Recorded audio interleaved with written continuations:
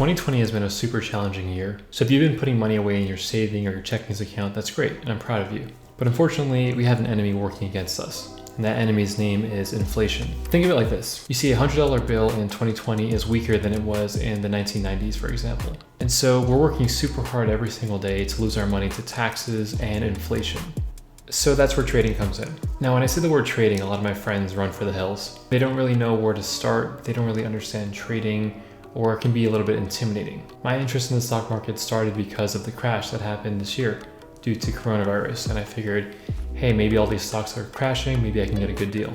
And there's a lot of good trades I made and a lot of bad trades I made, but one thing is that I can share some of these learnings with you guys, so that way you can get started on the right foot. So whether you're a beginner at trading or have no experience at all, don't worry, this video is gonna go from the ground up to teach you everything you need to know to make good trades. Just some background, I'm more of a technical trader mixed with some fundamentals, so I'm looking at the charts, I'm seeing what they tell me, and I'm using averages to calculate price movements, and I have defined entry and exit points to mitigate my risk. All right, so enough chit chat, let's jump in and begin learning.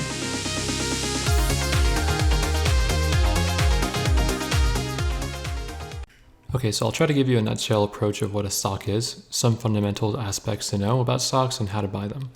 If you're already aware of this, feel free to skip ahead to the next section.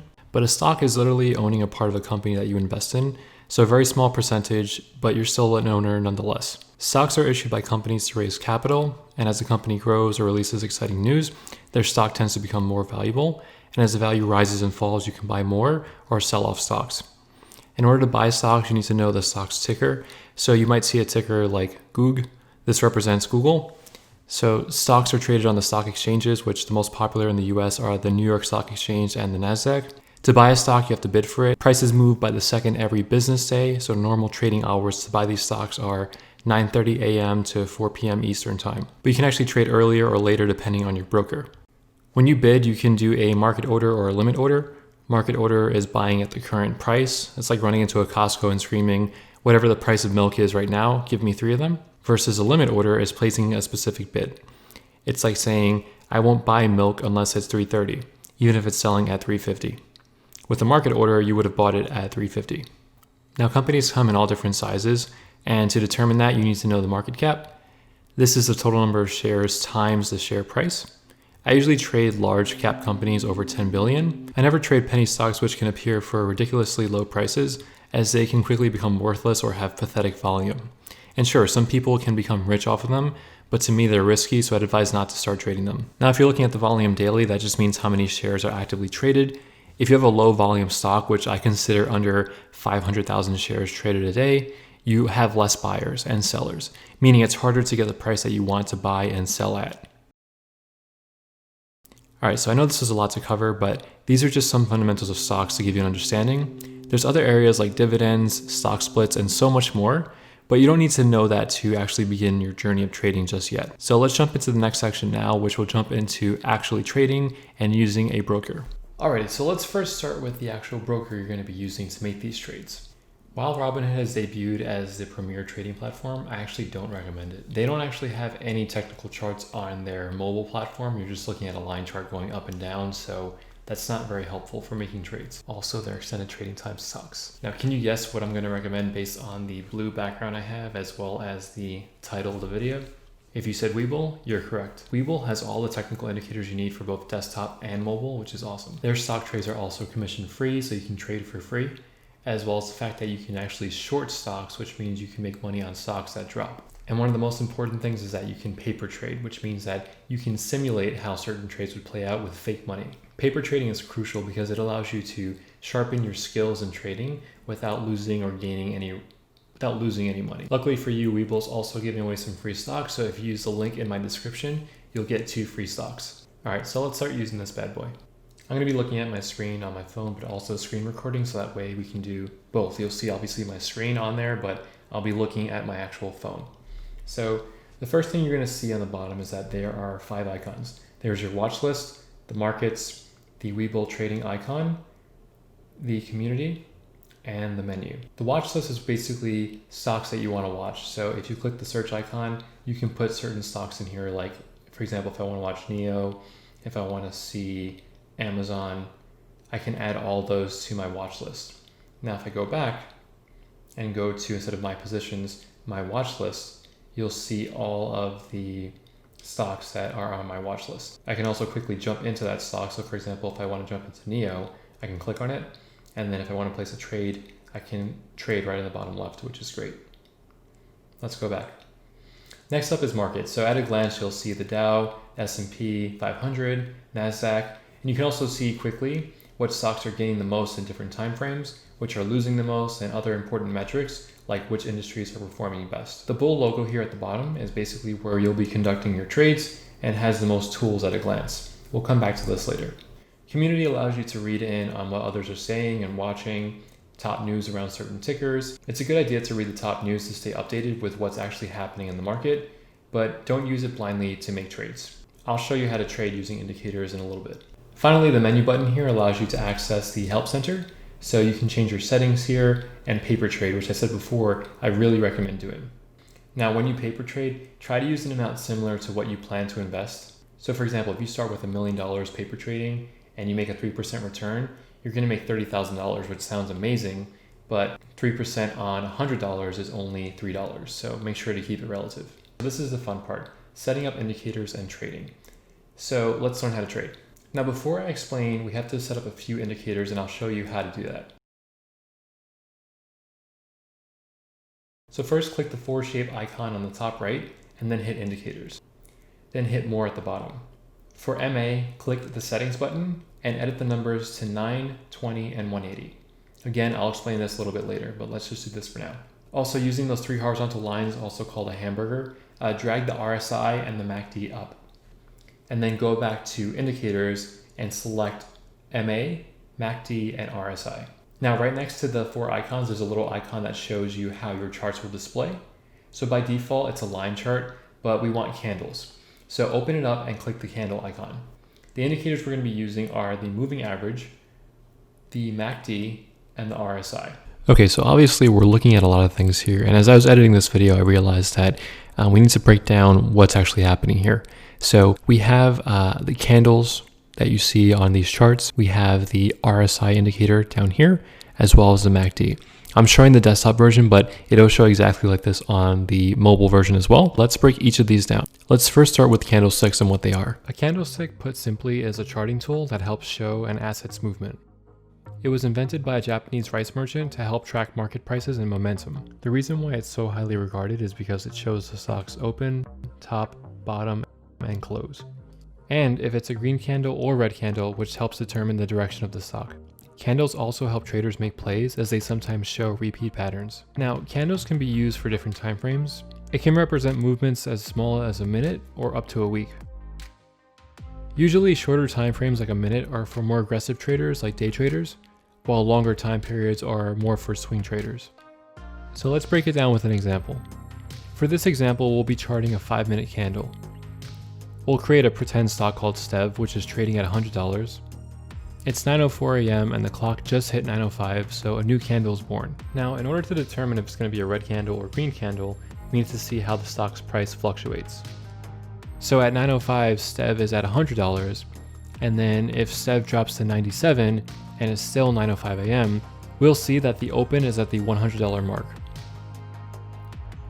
The body is the range of movement from the open, so since we dropped $3 in the same minute, the body will span across those $3. Okay, so it's now 9:07 a.m. and STEV drops even lower to $90. Now the body's even larger and shows a huge red range of a $10 drop. At 9:09, STEV then goes back to $97. You'll see here at the bottom now a wick and the low. The wick is telling us, hey, this stock dropped $10 in this candle's 5-minute time frame. The low is telling us that the bottom is $90 currently. It can go lower, but for now it's $90. Now this next example is unrealistic for such a short time frame, but if at 9:09 STEV actually rose to 110, the candle would actually flip from red to green. The open is still the same because at 9:05 STEV opened at $100, but now it's reversed and it's green. Right before 9:10 strikes, STEV is at 105. So let's review what we have here. We have the open at 9:05 a.m. for $100. We have the body, which initially went down, but then flipped up into the stock price rising. we have the high of 110 and the low of $90. Just one thing to note here, red candles open and close are flipped since a red candle closes lower than they open. Candles also help us determine momentum in the form of velocity of price movements, whether it's in an upward or downward trend. Now that you know about candles, you might be wondering what these squiggly lines are on your screen. These are moving averages. For our purposes, we'll refer to them as the MA or SMA line. The premise of our trading style is that we want the candles to close above the blue line or the 9-day SMA. But let me explain moving averages more deeply so you can get a better understanding of it. SMA and EMA lines are both moving averages, which means they gather up a stock's previous prices and average it to create a trend line. By using these averages, we can see the significance of price movements, which can help us make decisions to buy or sell. Let's first start with SMA. The simple moving average is generated by averaging the price of a stock over a specific number of days, also known as periods. For this example, let's say we have a fictional stock, STEV. The week of May 4th to May 8th, we have the stock's closing price each day. Unlike EMA, SMA treats each date with equal importance. So if we average these 5, we get $20.40. Now, what does $20.40 mean? Well, not much by itself, but watch what happens when we add some more data points here and plot it out. As we add more data points, do you see how the SMA line stays in the middle? It's smoothing out the price fluctuations. As traders, we can use this to our advantage by using it to predict good buy-in points. Now, the beauty of moving averages is that, well, they move. A 5-day SMA means that each new day, the first stock price is knocked off. So there's 3 ranges of time you can think of. There's short term, which ranges from 5 to 30 days, medium term, which ranges from 30 to 100 days, and long term, which is 100 days plus. When comparing short term SMAs to long term, think of it like a car versus a freight train. Short term is the car. It's fast, nimble, and more reactive. Long term SMAs are the freight trains. They're large, much slower to react, but more calculated. Long term SMAs offer a great signal for whether a stock is bullish or bearish. Take a look at Apple here. My long-term SMA is set in red. You can see it's gradually rising even though Apple is spiking in price like crazy. But then when the coronavirus happened, the short-term just plummeted. The long-term slowed down but never really dropped. And you can see that once the short-term crossed back over the long-term, it was an excellent point to buy in. One more example here is Shake Shack. You can see here that the short-term was holding below the long-term, so it slowed down. And it almost broke above it, but it didn't hold and it plummeted. Next up, let's look at EMA. The exponential moving average formula is more complex than SMA, but the main thing to know is that it reacts faster to changes in prices. The focus is shifted to the front and less importance is placed on the back. Let's use a real example. The purple line is the EMA line and the light blue is the SMA. So Amazon just had a big drop and was starting to recover fast. EMA picked up on this speed, and as a result, it was much higher than the SMA line. Now, do you see how the red candle closed slightly below the EMA line? When a candle closes below the moving average, it's a signal to sell, but it's above the SMA line, which would be a buy signal for SMA. So let's say you were using SMA instead of EMA, you would have bought in here. Then look at the drop you would have had. So this makes EMA more conservative because it takes recent movements more seriously than SMA. But sometimes it can be too conservative. Take a look at this example with Tesla. Do you see how this candle closed below the EMA line? That's a sell signal. Versus for the SMA line, it's above it, which is a buy signal. Had you listened to the SMA in this case, you would have caught a nice run up. So SMA or MA has worked perfectly fine for me, but in case you're interested in trying out the EMA, you can do that by clicking on the MA, then clicking on it again, and switching over to EMA. I'd recommend changing your settings. You want to do the 9, 20, and 180. One thing here too, I forgot to mention, in case you want to change the color, you can actually go to the bottom. So let's go back to MA real quick. So if I click the settings, I can actually change it to, for example, red for the 180. And then if I go back, you can see that now the color is red. So that's just in case you want to make it more simple or you have certain colors you want to use to make it easier for you.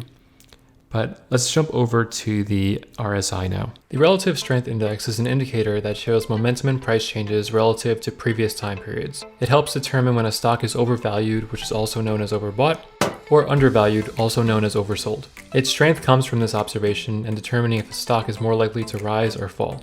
The reading for the RSI ranges from 0 to 100. Standard RSI studies have 2 lines, one at 70 and another at 30, which symbolizes the barriers for overbought and oversold. That is to say that if the RSI rises above 70, it's entering the overbought territory, and if it goes under 30, it's going into oversold. Overbought is like seeing a house on sale for $500,000. As the housing market rises, the house rises to $550K, then $600K, but you might be wondering, is this overpriced? Could it plummet back down to $500K? Oversold is like seeing the house dropping in price. So let's say the house dropped to $450K. If you bought it then, it might drop even lower to $400K. Just because a stock is oversold and dropped to new lows doesn't mean that you should try to catch it. However, if you can identify a time where a stock is oversold and you watch it, and upon seeing elevating factors like candles holding above the SMA line, you can decide to enter knowing that you likely have higher room for it to run up. Now, a stock can still go up even if it's close to overbought, but RSI is warning that it's increasingly less likely based on the history. Finally, let's bring up MACD. MACD, also known as the Moving Average Convergence Divergence, is an indicator that helps show good buy points and sell points based on a stock's momentum. The MACD line is the difference between the 12-day EMA and the 26-day EMA. This is a real example of Tesla. So at April 6th, the 12-day EMA was at $500, while the 26 was at $542. So if we do 500 minus 542, we get negative $42. This means there's a negative price gap and it's quite large. So this chart I made for you here with the 12 and 26-day EMA is calculated automatically by your trading platform. You'll never actually see this chart. I just wanted to show you where the numbers for the MACD came from. But now we can actually use the differences we're getting to plot out the MACD chart. So for example, do you see how this point intersects? Since the 12-day and 26-day EMA are both 568 at this point, 568 minus 568 is equal to 0. Here, the 12-day EMA is 659 and the 26-day EMA is 617. So 659 minus 617 is a positive $42. The MACD is plotted out for all these subtractions into a line. We're going to zoom in here and accurately plot the differences between these two EMA lines to create the MACD. And we'll use the original negative $42 we got from April 6th as a reference point.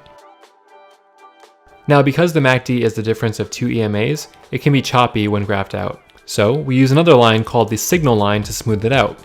Now the signal line is another EMA, but this time it's an EMA of the MACD line. It's trying to smooth out the movements of the MACD. So you know how we use an EMA or SMA to create a smooth line for candles so that way we know when to buy in? The signal line is creating a smoother version of the MACD so its fluctuations won't throw you off. So whenever the MACD crosses above the signal line, it's a buy signal. When it crosses below, it's a bearish signal. And when it just stays close to the signal line and can't decide if it's going up or down, that means it's moving sideways. There's an additional feature here known as the histogram, and it's explaining the distance between the MACD and the signal line. Even though the MACD went under the signal line here, it stays close to the signal line, which means that it has small bars and small momentum. Versus here, as it crosses above the signal line, look how big the green bars get. It's a huge gap, meaning that there's large price momentum, which is good. When the bar starts shrinking, which is indicated by a darker color, it means that you're losing momentum, and that means that it can either start going sideways, as you can see it did a little bit up ahead, or it can reverse trends as it did beforehand. In order to buy a stock, this is what we want to happen. It's trading above the 180 SMA. It has a candle which recently closed above the 9-day SMA. It's showing a crossover of the MACD, and the RSI is below 50 if possible. If we combine all those factors, then we have a good entry point. Now we hold that until the first candle closes below the 9-day SMA. Let me show you some examples here so this makes sense. I'll be using desktop again because it's a little bit larger and easier to see. But let's look at Tesla. So as you can see, again, I'm using the daily chart here. So make sure on Webull you're using daily as your time chart. You can see all the candles above here. So what's happening is my 9-day SMA or MA is the blue line. And you can see that when the first candle here closed above the blue SMA line, which is the 9-day, it had a beautiful run up and you can see it continued running up. This would have been a great opportunity to buy in here. So you would have bought in around $76 and it held. And as you can see, as I zoom in here and kind of scroll along, the one time it went below was when it hit around 169. So you would have held this entire time and been in profit if you entered at this point. If we look at the other factors here, let me zoom out a bit. You can see at that point, if I scroll down, the RSI was about 57, so it was near the middle, which is great. The MACD was still showing negative as it was going down here, but you can see that led into a price turnover. So at this point here, if you bought in here, this would have been an excellent point to continue holding. And then if we follow this along, we bought here, look at that beautiful run up that we had for this part here. So again, guys, I really think it's important that you paper trade. So please make sure you use the paper trading aspect of Webull and practice these strategies. See how it works out for you. Put some money in there, test it out, test out these strategies and see if it works. If you're able to consistently make profit for about 2 or 3 weeks, then start putting some of your own money in there. I wish you guys the best of luck. I hope this video was, useful for you guys. If you could please subscribe and leave a like, that'd be greatly appreciated. It took a lot of time to make this video, but I hope that it was useful for you guys. I'll be making more videos on trades moving forward, but as always, keep on making great trades.